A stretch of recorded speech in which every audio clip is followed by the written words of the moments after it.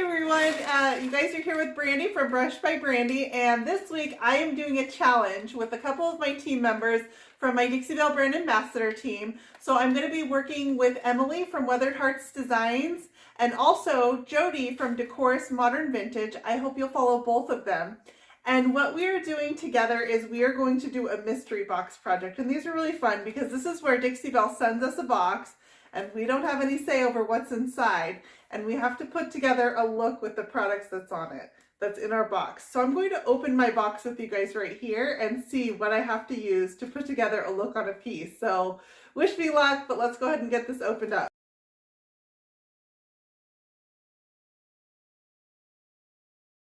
So, all right. So we're all going to be doing a piece centered around a transfer. So they chose a transfer for me. So let's see which one this is. Okay, the nautical life transfer. The nautical life transfer.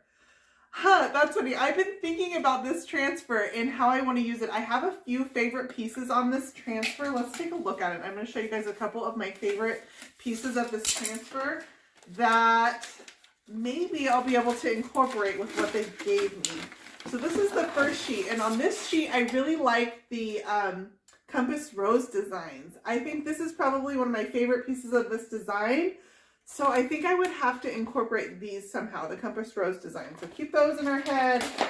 I also like this sheet with the anchors, and maybe I could use the anchors together with the compass roses, something with those. I've used this Kraken before on a small table, and I really love this guy. I think this is a really cool design. So I don't know, I like that one.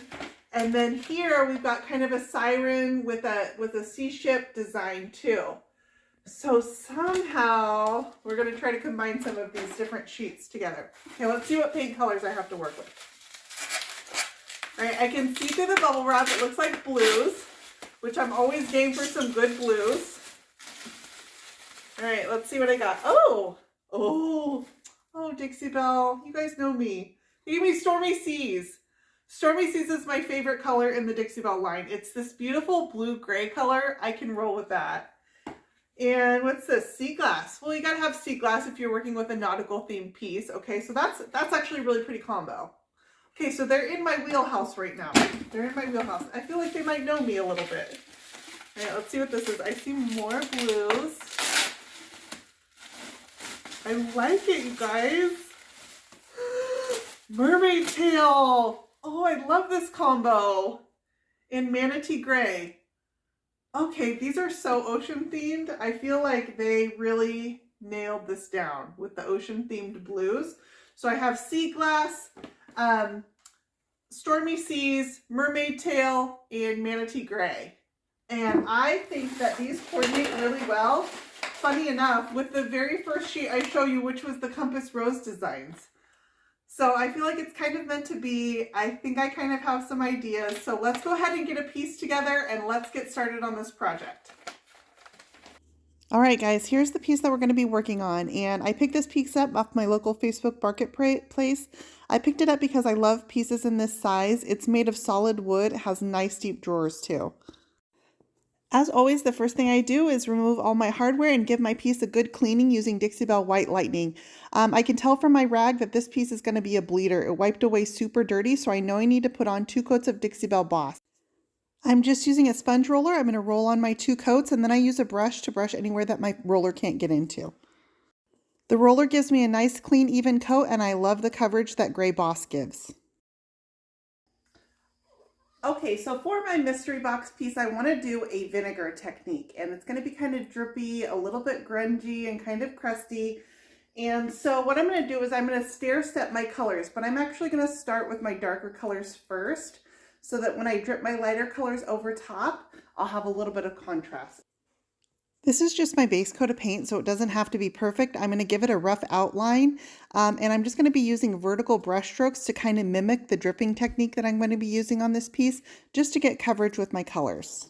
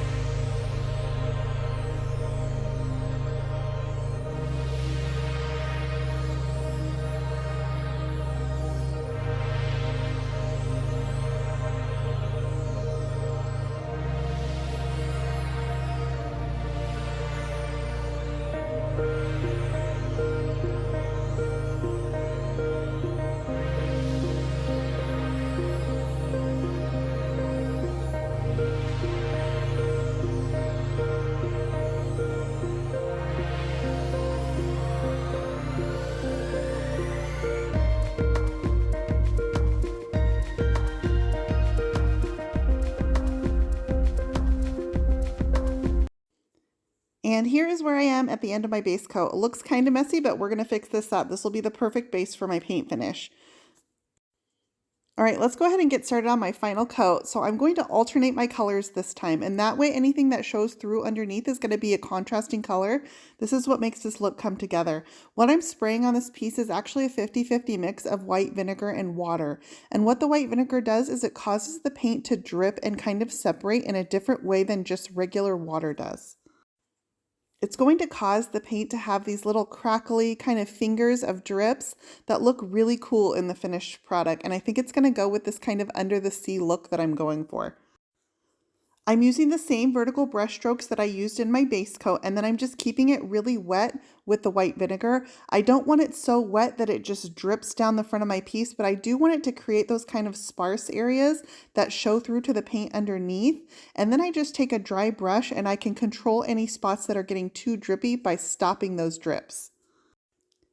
I want the vertical movement in the paint, the movement of the paint, but I don't want the actual drip marks themselves. And so I just control it as I'm going, using that dry brush to stop those drips in their tracks, and then they won't go any further. The mister bottle lays the vinegar and water on in a nice fine mist. It keeps it wet and it's going to allow it to dry with those cracks in it without letting it get so sopping wet that it just falls off the front of my piece. The fun thing about this technique is there really is no right or wrong way. It's meant to be a kind of messier look, and it has variation in it, so it really can have those imperfections. It lets you really play with the paint and have fun with it. I'm just working small areas at a time. I started on one side of my piece. I'm going to go and do the next side next, but I didn't want to do it all at once because I didn't want to have to try to keep the paint wet and running and controlling the drips on too large of an area at one time. So just keep the area that you're working in kind of smaller, and that will really help you get through this. The other thing I make sure to do is pull my drawers out while my paint is still wet, which is pretty long because I'm keeping it wet with the vinegar and water. And I just make sure that I dry out any drip marks that are getting inside the frame of my piece so that I don't get clumpy spots in my paint finish inside of my piece. Once I was done with all the paint on the outside, I did take my drawers out and I painted all along the inside of the frame, and I sanded any areas that needed to be sanded to keep my frame nice and smooth. Because you want the paint to move on its own, this technique really works better on flat front pieces. If you have moldings and things, the water and the drips are going to want to get stuck on those, and it can interfere with the pattern in your paint finish.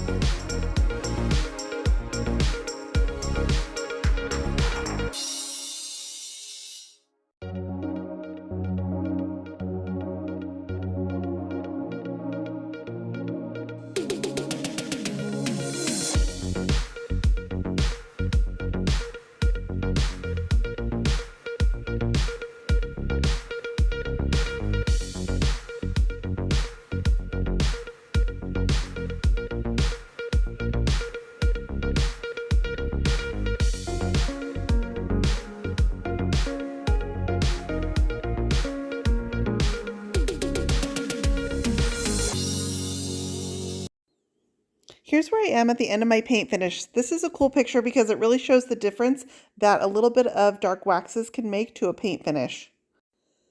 By the time I made myself around all 4 sides of this piece, my paint on the front was pretty well dry, so I came back and started applying my dark waxes to my unsealed paint just a little while after finishing the paint finish itself. I use black wax to some degree on just about every piece that I do, and this one is no exception. I'm going to go ahead and use it to frame out these frames that are on the front of the drawers. The difference between applying dark waxes to sealed and unsealed paint is the amount of control you have in wiping your waxes back. If you want to have more control, you're a little bit nervous about using the waxes, then I recommend sealing your paint first. I feel pretty comfortable doing this wax technique, and I actually like the saturation that the waxes get on unsealed paint sometimes, so I'm going to go ahead and apply them on my unsealed paint. I'm using Best Dang Wax in black and then a natural bristle artist brush. I'm just going to go around and outline the frames on these drawers in my black wax. Once they've been completely outlined, I come back with a wider brush and I'm just going to smear them out. This really gets a nice smudgy, soft effect to the waxes. And then I'm going to dip into some grunge gray wax, and this is just going to soften the black up a little bit. With just the paint finish, you didn't even really know that the drawers had these boxes on them, and I think they're kind of cool. So the waxes really help give it dimension. The black wax also really goes along with the kind of grungy effect that this vinegar technique gives to the paint. I'm just going to go around and complete adding my black waxes to all the details on the front of this piece. And my next step is going to be to come back and add pieces of the nautical life transfer throughout this dresser. So the pieces of this transfer that I wanted to pull out were, of course, the compass roses that I love. The colors in them are perfect for the colors on this piece. I also pulled out some of the anchors and the ship's wheels that were also on it. And then I tucked away other pieces of the transfer on the drawer sides, and I used the kraken on the very top of this dresser. My concept for the front of this piece is to hang the compass roses. So I kind of placed them randomly, and then I'm going to come back and use my gemstone mousse to create lines that I'm going to make it look like they're hanging from the top of the dresser. The compass roses remind me of stars, and so I feel like hanging them on the front of this dresser reminds me of stars hanging in the night sky. I also really loved how the sparkly, refined look of the gemstone mousse in gold looked up against this kind of grungy paint technique. I'm just using my transfer tool as a straight edge that I can draw the lines against, and I'm using an artist brush dipped into my gemstone mousse in gold, and I'm using that to create the lines to each one of my compass roses. Doing detail work like this is not as hard as you'd think. You don't really need a steady hand. You can just rest your wrist along the edge of your dresser, and as long as you keep your wrist steady, it's going to keep your hand steady as well. The linear pattern of the gold really fits in with the linear pattern in the streakiness of my paint finish as well. All right, my next step is I'm going to use silkscreen stencils from Dixie Belle, and I'm going to use my gemstone mousse, and I'm going to create hardware medallions around my hardware on the other side of my piece. This is going to balance out the compass roses that I put on one side with an accented hardware on the other side. I used gemstone mousse for the design around my hardware, but I went ahead and spray painted my hardware in a gold spray paint, and then I sealed it in a high gloss clear lacquer.